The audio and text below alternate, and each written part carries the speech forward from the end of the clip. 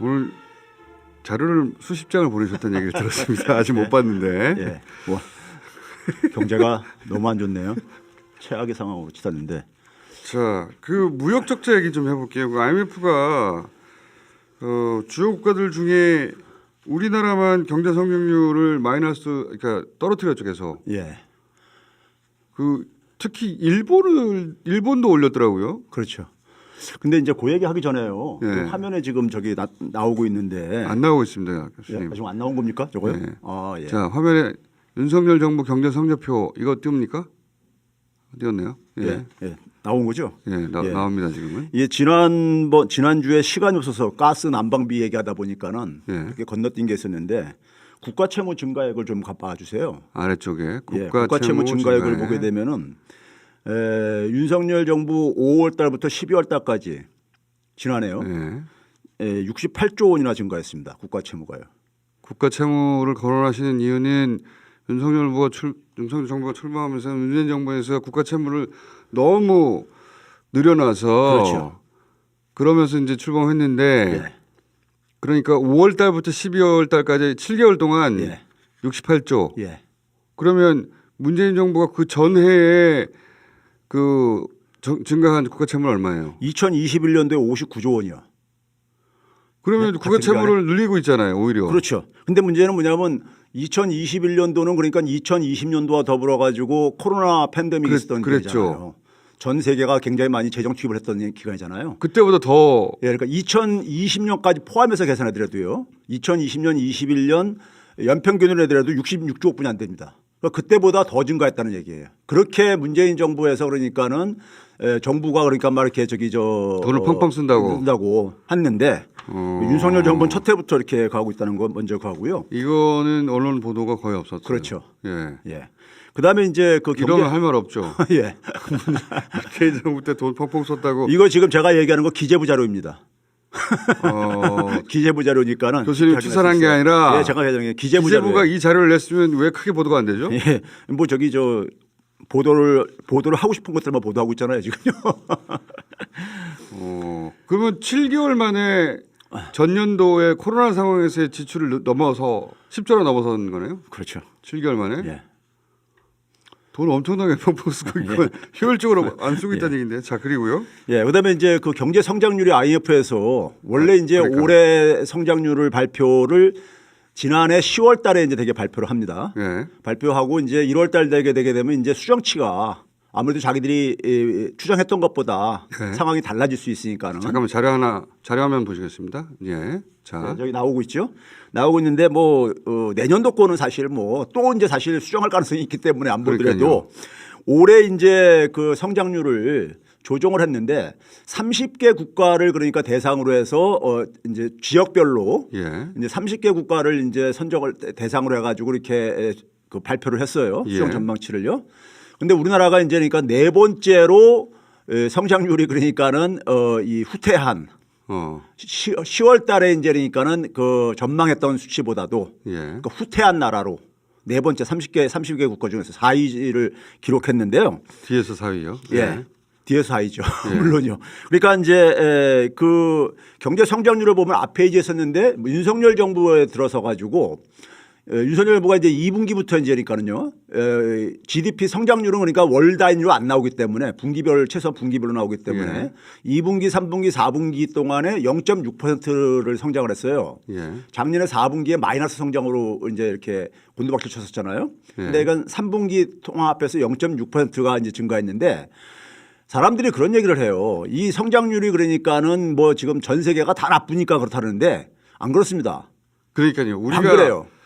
우리 국내 언론들이 그걸 보도를 안 해가지고 예. 전 세계 전부 다 마이너스로 곤두박질 치는 줄 알아요. 아니에요. 예. 지금 그러니까 예를 들어서 미국 같은 경우만 하더라도 미국이 우리보다 이제 그러니까 GDP 규모가 큰 나라기 때문에 성장률이 우리보다 높지 않을 가능성이 있는 나라인데 1.4% 증가했고 같은 기간에요. 예. 캐나다는 1.9%나 성장을 했어요. 그러니까 뭐 일본 같은 경우도 한 지금 한 1.7%로 지금 추정이 이렇게 나오고 있고요. 나오고 있는데 그러니까 윤석열 정부 들어와 가지고 한 가지 재밌는 게 뭐냐면요.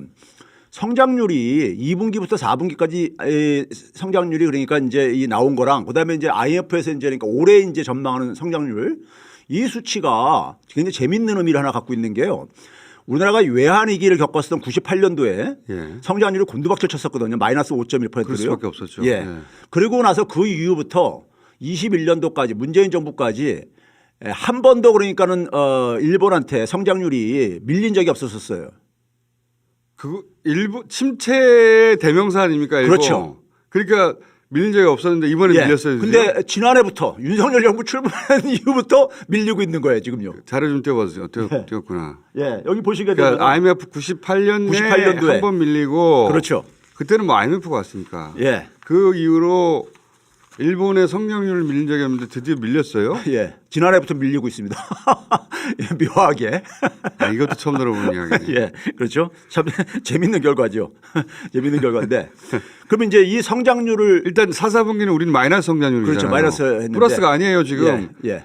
작년 4, 4분기 마이너스고 올해 1분기 또 마이너스 될 가능성이 대단히 높죠 지금. 지금 뭐냐면 4분기보다 지금 1분기가 더 많은 국민들이 체감을 할 때 더 나빠지고 있다고 지금 느끼고 그러니까요. 있잖아요. 근데 가스비는 또 2배로 오르고. 예, 그렇죠. 엉망진창이에요 아주. 얘기하다 보니까. 경제가 하나 좋은 게 지금 없는 상황이죠. 국민들이 참 죽을 맛인데. 근데 이제 IMF에서 성장률이 이제 그러니까 우리나라 같은 경우 이렇게 그 후퇴시키면서 전망치를 후퇴시키면서 그 원인을 지적한 것 중에 제일 강한 것이 뭐냐면 무역 적자를 얘기를 들었단 말이에요. 제 말이 그 말입니다. 무역 적자의 핵심이 또 중국 아닙니까? 그러니까 말이에요. 교수님이 이거는 바이든 대통령이 우리나라에 와서 예. 그 첫 번째 예. 정상회담을 했잖아요. 예. 5월 달인가요, 그때. 그때 바이든 대통령이 한국을 다녀간 이후에 교수님이 뭐라고 하셨냐면 큰일 났다고 그랬어요. 예. 그때 발표됐던 내용을 보시고 예. 큰일 났다. 우리 경제가 미국의 정치 밑으로 종속됐다. 예. 이제 큰일 났다라고 말씀하셨거든요. 예. 그러면서 예견했던 것들 쭉 있었는데 현실화되고 있죠. 그 다 지금 현실화되고 있잖아요. 그 우리가 미국 정치에 우리 경제가 종속되면서 대중국 압박하라고 그러니까 예. 탈중 막 선언하고 난리법석을 떨었더니 중국에서 그럼 우리 안 살게. 그러면서 대중국 무역 적자가 엄청나게 쌓여가는 거 아닙니까? 그걸 수치로 제가 좀 말씀드릴게요. 예. 그 일단 뭐냐면 1월 달에 이제 무역 적자가 지금 화제가 되고 있잖아요. 127억 달러가 적자를 났습니다. 예. 이게 뭐냐면 월간으로 역대 최고일 뿐만 아니라 2000년 이후에 가장 무역 적자가 컸던 해가 글로벌 금융위기가 터졌었던 2008년도에 예. 이명박 정부 때 그때 133억 달러 했었어요. 1년치가. 1년치가. 근데 이번에 1월 달께 거의 맞먹는 거죠. 1년치하고. 자료 좀 띄워봐 주세요. 1년치하고 맞먹는 거죠. 예. 아, 이 자료는 이 자료는 저기 이자를 안 가져오셨구나. 예. 1년 예. 그러니까 1월 달 만에 무역 적자가 가장 나빴을 때 최근 20년 가장 나빴을 때 1년치예요? 예. 오, 이거는 충격적인데. 그렇죠. 근데 추경호 장관이 뭐라고 그랬냐면 이 사상 최대의 무역 적자, 예. 사상 최대가 얼마나 사상 최대인지 피부에 와닿지 않았는데 예. 지금 교수님 말씀은 글로벌 금융위기 때 1년 그때 동안 1년치 무역 적자액에 버금가는 규모라 이거. 그걸 한 해에 예. 한 해에 발생한 것을 한 한 달에 예, 기록한 거죠. 오 진짜 엄청난 건데. 그렇죠. 그렇게 비교해 보니까 금세 피부에 와닿죠. 근데 추경호 장관이 뭐라고 그랬냐면 다시 한번 띄워봐 주세요. 이거 에너지 가격 상승 때문이다. 예. 예.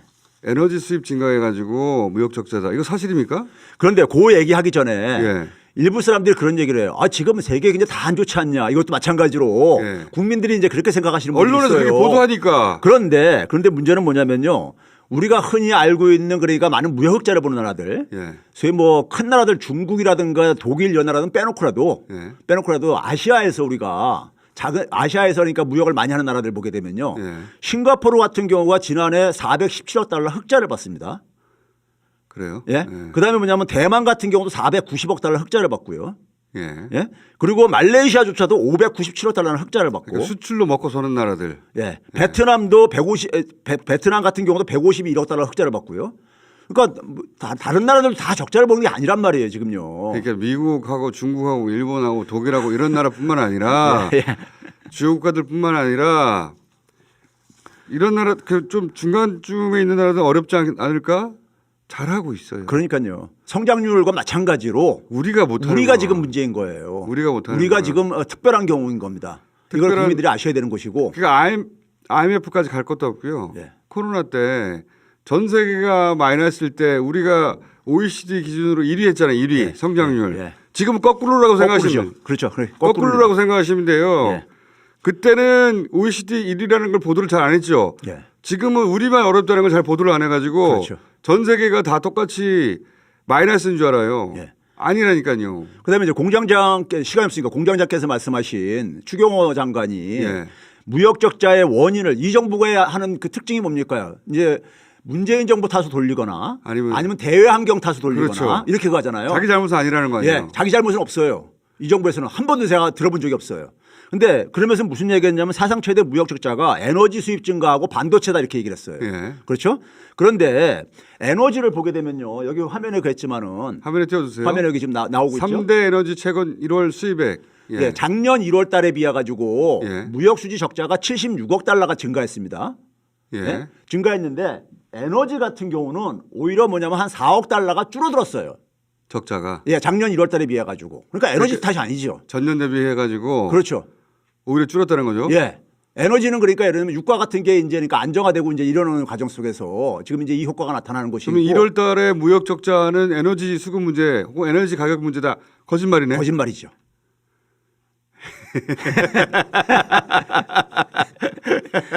그다음에 예. 반도체를 이제 그러니까 얘기를 한단 말이에요. 반도체. 얘기하는데 작년 5월 달부터 올해 1월 달까지 같은 기간 대비해 가지고 반도체가 수출이요 128억 달러가 줄어들었습니다. 반도체가요 128억 달러가. 근데 중국에 대한 수출이 얼마가 줄어드냐면요 165억 달러가 줄어들었어. 중국이야 중국. 예, 근데 중국 얘기는 안 하잖아. 제 무역 말에 적자 그거. 요인으로 중국이 핵심인데 중국 얘기 안 하지요. 왜 안 하냐? 중국 얘기하게 되면은 이 정부의 책임론이 나오죠. 예, 그러니까 그게 나올 수 있으니까 탈중국 하면서 예. 그 유럽하고 장사하면 된다면서요. 예. 나토 회의 가서 그 말을 했잖아요. 탈중국 하면서 대통령실 사람들이 나와서 아니 실력도 없으면서 말만 해요. 아주 탈중국 할 실력이 있고 나서 말해야 될 거 아닙니까? 예. 그런 다음에도 말하면 안 되죠 그런 건. 그러니까 무역 적자가 말이에요. 무역 적자가 지난해 그러니까 우리가 보게 되면 이제 윤석열 정부 들어서 가지고 무역 적자가 이제 심화되기 시작하는데 중국의 수출 증가율이 계속 하락하고 있습니다. 지금요. 5월 때부터 계속 하락하고 있어요. 우리가 중국에 수출하는 게 점점 줄어든다는 예. 얘기예요. 왜냐하면 중국이 줄어들고 안 있어요. 사주니까요. 그런데 이 정부에서는 그냥 일부러 안 사주는 거 일부러. 반도체 탓을 하고 앉아 있는데 예. 반도체는 작년 8월 달부터 마이너스로 돌아섰습니다. 예. 근데 그 전에도 무역 적자가 나타나기 시작했거든요. 네? 그래서 지금 보게 되면 반도체 수출액하고 중국 수출액하고 이 차이가 규모의 차이가 수치로 지금 보여주고 있잖아요. 수치로 드러나고 있잖아요. 그러니까 중국 얘기를 일부러 안 하는 거예요. 그래, 안 하는 거죠. 실제는 핵심이 거기 있는데 그리고 일부 중국은 탈중국 한다니까 그래 그럼 한번 탈중국 해봐 그러면서 일부러 줄이고 있는 거잖아요. 그렇죠. 맛 좀 보라고. 예. 전면적으로 줄이는 것도 아니에요. 예. 근데 계속 줄이니까 그 적자폭이 계속 늘어나가지고 지금 가장 적자폭이 컸을 때 최근 20년 사이에 1년치를 한 달에 했다는 거 아니에요. 이거 어떻게 하려고 그러나 이거. 그러니까 이게 무역 적자가 성장률에 굉장히 이제 마이너스로 작용을 하는 거거든요. 무역 적자라는 것은요. IMF 부총재도 그러더라고요. 그러니까요. 이게 무역 적자가 지금 한국에 이걸 지금 일시적인 요인이라고 안 보는 이유가 지금 IMF가 전망치에서 보게 되면 중국을 성장률이 그러니까는 상향 조정을 했어요. 예. 중국 경제 중국은 잘 나가요. 리오프닝 한다 해가지고 다시 이제 그러니까 경제 살리기로 이제 전환하다 그렇죠. 보니까 코로나 문 닫았다가 리오프닝을 했잖아요. 그러면 중국에 만약에 우리가 혜택을 보면은 과거엔 중국에 많은 그러니까 우리 영향을 받았으니까 혜택을 보면 우리도 그러니까 상향 조정돼야 되는 거잖아요. 근데 우리는 뭐냐면 하향 조정하고 내년도 그러니까 우리나라는 그러니까 이것도 하향 조정을 했어. 예? 내년도 하향정했어요? 네, 내년도 이 추세 계속 간다는 얘기죠. 예, 그렇죠. 그러니까 그 얘기는 뭐냐면은 그 얘기는 이제 그러니까 IMF 부총재가 고피너스가 중국 문제 얘기하게 되면은 이게 이제 이 외교 문제 이렇게 관련돼 있을 수가 있고 그렇죠. 보다 보니까 네. 고피너스가 미국 경제학자거든요. 인도계요. 한국 정부의 대중국 정책 혹은 그 관계가 잘못됐다고 말할 수는 없잖아요. 예. 그러니까 이제 무역 적자로 애둘러서 표현한 거예요. 그 무역 적자가 어디서 나오냐고요 지금 중국에서 나오는 건데 그러니까요. 그 얘기를 우리 언론은 또 왜 안 해요? 예?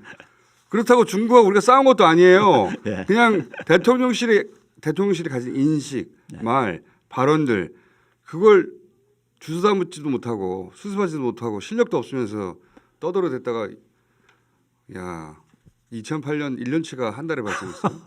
그거 왜 보도가 없지? 이 추세로 계속 가면 큰일 나겠는데요. 그렇죠. 어떻게 해요? 참 그래서 저 경제학자지만은 참 걱정스러워가지고 국민들한테 이런 얘기 참 소개하는 것도 참 진짜 그래요. 얼마나 한숨들이 나오실까 국민들이 갈 때 내고요. 지금 오늘 나눈 얘기가 우리 언론들이 보도했었어야 하는데 보도하지 않고 대신에 이재명 대표 얘기만 끊임없이 도배하고 있죠. 예.